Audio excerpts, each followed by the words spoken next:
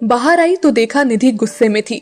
मीरा जैसे ही उसके पास आई, निधि ने कहा, क्या सच में तुम राजपूत खानदान से हो? मतलब उसने तुम्हें इतना सब कहा और तुम सुन के चली आई? गलती हमारी ही है। अगर वक्त पर किराया दिया होता तो वो ऐसा नहीं होता, मीरा ने शांत लहजे में कहा। ओ आदर्श की देवी, बस करो तुम। ऐसी ही रही ना तो कोई भी बेच के निकल जाएगा तुमको, निधि ने मीरा के सामने हाथ जोड़ते हुए कहा। निधि, ऐसा नहीं है। पिछले 3 सालों से हम यहाँ हैं। हम नहीं चाहते हमारी वजह से हमारी माँ को शर्मिंदा होना पड़े। जो सरनेम हमें मिला है उसकी इज्जत बरकरार रखना भी जरूरी है, मीरा ने कहा। ऐसे रखोगी इज्जत बरकरार? कोई कुछ कहे और चुपचाप सुनो, हो सके तो माफी भी खुद ही मांगो, निधि ने कहा। तुम्हें समझा नहीं पाएंगे, मीरा ने बैग्स उठाते हुए कहा। ये अच्छा है तुम्हारा। खैर छोड़ो, आओ बैठो, चलते हैं, देर हो रही है, निधि ने स्कूटी स्टार्ट करते हुए कहा। अब कहाँ चलना है? मीरा ने कहा। निधि मुस्कुराई और कहा, वहां जहां सब तुम्हारे अपने हैं। मीरा जैसे ही आकर बैठी, निधि ने स्कूटी आगे बढ़ा दी। दोनों शिवाजी नगर में आई। इंदौर आने के बाद मीरा ने पहली बार इस शहर को देखा था। साफ सुथरी सड़कें, बड़े ऊंचे ऊंचे घर, वो सब अपलक देखे जा रही थी। निधि स्पीड से स्कूटी दौड़ाए जा रही थी। निधि व्यास अपने परिवार में सबकी लाडली। मीरा से उसकी जान पहचान कॉलेज में हुई थी और मीरा का शांत व्यवहार उसे पहली नजर में भा गया। लेकिन खुद बिल्कुल शांत नहीं थी। वो हमेशा हंसती खिलखिलाती रहती थी। लाडली थी, इसीलिए उसे किसी भी बात के लिए ना नहीं कहा जाता था।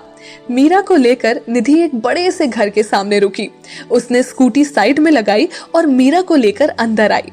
मीरा की नजर घर के दरवाजे पर लगे नेम प्लेट पर पड़ी, व्यास हाउस। मीरा अपना बैग संभाले अंदर आ गई। अंदर आते ही निधि चिल्लाई, मम्मा, पापा, दादू, दादी, भैया, सब आ जाइए।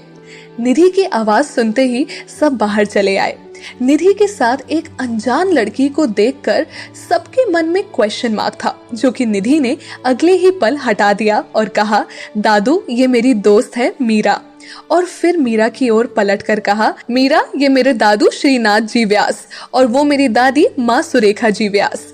नमस्ते, मीरा ने दोनों हाथ जोड़कर कहा। ये मेरे पापा है विजय व्यास और ये मेरी मम्मा राधा व्यास, निधि ने अपने माँ पापा की ओर इशारा करके कहा।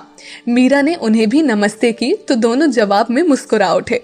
निधि अपने भाई के पास आई और कहा, उसके हाथ में हाथ डालकर, ये है मेरे बड़े भैया अर्जुन।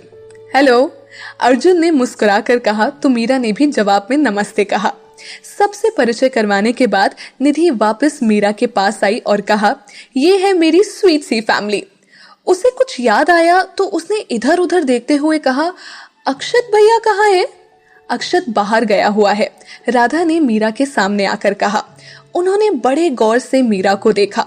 बड़ी बड़ी काजल से सनी आंखें, सुर्ख गुलाबी होंठ, सुराही सी पतली गर्दन, गोरा रंग, लंबे घने बाल जिन्हें सलीके से गुथा हुआ था और उनसे छान कर आती एक बालों की लट जो बार बार मीरा के गाल को चूम रही थी। राधा को अपनी ओर देखता पाकर मीरा ने कहा, आप हमें ऐसे क्यों देख रही हैं?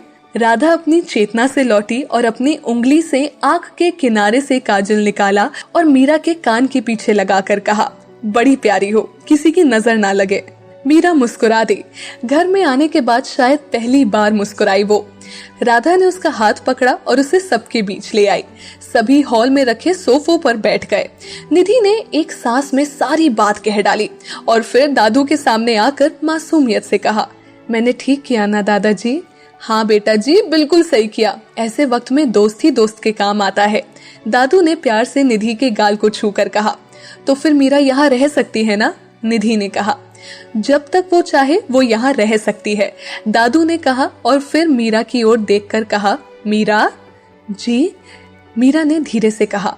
दादू मुस्कुराए और कहा, इसे अपना ही घर समझो, किसी भी चीज की जरूरत हो तो बेझिझक मांग लेना। जी शुक्रिया, मीरा ने हाथ जोड़कर कहा। पापा मैं चलता हूँ, ऑफिस में मीटिंग है, अर्जुन ने उठते हुए कहा। हाँ ठीक है, मैं और पिताजी आते हैं बाद में, विजय ने कहा। अर्जुन ने अपना फोन और बैग टेबल से उठाया और सबको बाय कहकर जाने लगा कि उसकी नजर मीरा पर गई तो उसने कहा, बाय मीरा। बाय, मीरा ने धीरे से कहा। चलो बेटा, पहले तुम दोनों कुछ खा लो, राधा ने कहा और दोनों को अपने साथ डाइनिंग टेबल की ओर ले आई। निधि और मीरा वहां आकर बैठ गई। राधा ने दोनों के लिए खाना परोसा। दादी माँ उठकर बाहर टहलने निकल गई। सर्दियों का वक्त था और इस मौसम में बस धूप ही सहारा होती है। दादी माँ बाहर बगीचे में आकर धूप सेकने में लगी हुई थी। विजय और श्रीनाथ जी भी कुछ देर बाद बाहर निकल गए। निधि ने खाना शुरू किया, लेकिन मीरा खामोश बैठी थी। उसे खामोश देखकर राधा ने प्यार से कहा, क्या हुआ बेटा, खाओ ना। मीरा ने भरे हुए गले से कहा। राधा ने उसके कंधे पर हाथ रखते हुए कहा, तुम्हारा दर्द मैं बांट तो नहीं सकती, लेकिन उसे कम जरूर कर सकती हूँ। ये सब लोग तुम्हारे साथ है बेटा। मीरा ने नम आंखों से राधा की ओर देखा तो राधा ने प्यार से उसके चेहरे को अपने हाथों में लेकर कहा, इतनी प्यारी बच्ची उदास बिल्कुल अच्छी नहीं लगती। अब खाना खाओ, ठंडा हो रहा है, तब तक मैं तुम्हारे रहने का बंदोबस्त कर देती हूँ। राधा वहां से चली गई।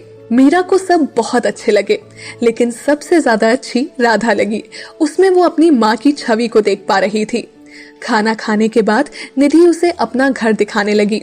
घर काफी खूबसूरती से बनाया हुआ था। नीचे एक तरफ दादा दादी का कमरा था, उससे लगकर पूजा घर जहाँ बड़ी सी शिव पार्वती की मूर्ति थी।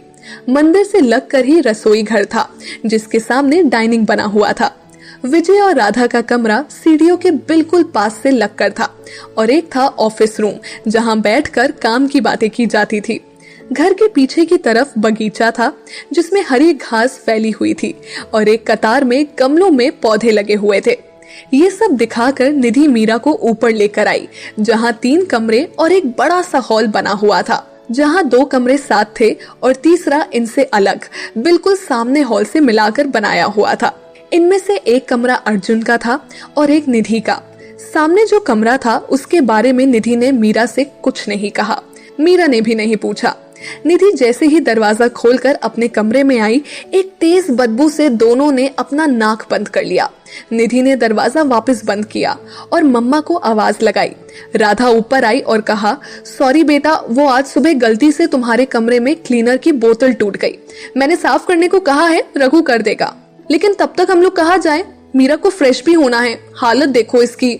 निधि ने कहा, एक काम करो ना, तब तक नीचे मेरा वाला रूम इस्तेमाल कर लो। राधा ने कहा, रहने दीजिए, मैं अर्जुन भैया का कमरा यूज कर लूंगी। निधि ने कहा, ठीक है, कहकर राधा चली गई। दोनों अर्जुन के कमरे में आई। मीरा ने देखा कमरा बिल्कुल साफ सुथरा और व्यवस्थित था। एक एक चीज सलीके से रखी हुई थी। मीरा बड़े गौर से ये सब देख रही थी तो निधि ने कहा, भैया हमेशा अपने कमरे को टिप टॉप रखते हैं, अपने जैसे। मीरा मुस्कुरा दी तो निधि ने कहा, अच्छा तुम नहा लो, तब तक मैं नीचे से तुम्हारा सामान ले आती हूँ। मीरा नहाने बाथरूम में चली गई और निधि नीचे। मीरा नहाकर बाहर आई तो उसे टेबल पर रखे अपने कपड़े मिल गए। मीरा ने कपड़े पहने और गीले बालों को सुखाने कमरे से बाहर आ गई, लेकिन हॉल की बालकनी के अलावा धूप और कहीं नहीं थी। मीरा गीले बालों को तौलिए में लपेटे हॉल की बालकनी के पास आई और बाल सुखाने लगी। तभी उसकी नजर हॉल से जुड़े उस कमरे के दरवाजे पर गई, जिस पर बड़े बड़े अक्षरों में लिखा था, अक्षत व्यास, अ कॉम्प्लिकेटेड बॉय। ऐसी नेम प्लेट कौन रखता है? कहते हुए मीरा वहां से चली गई।